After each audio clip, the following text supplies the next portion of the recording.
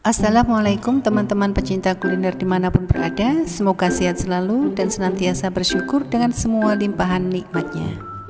Pada kesempatan kali ini saya akan sajikan resep tumis paru sapi dengan tomat hijau dan kecambah panjang. Oke teman-teman, kita langsung ke dapur. Tumis paru sapi kali ini saya gunakan bumbu pokok saja ya teman-teman. Bawang merah, bawang putih, cabai merah, cabai hijau, lengkuas, daun salam, garam, kaldu, serta sedikit lada bubuk. Biar terasa lebih segar, saya pilih tomat hijau dan kecambah panjang.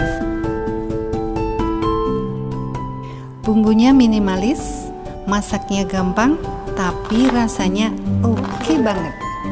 Teman-teman yang suka pedas bisa dibanyakin cabai merahnya ya.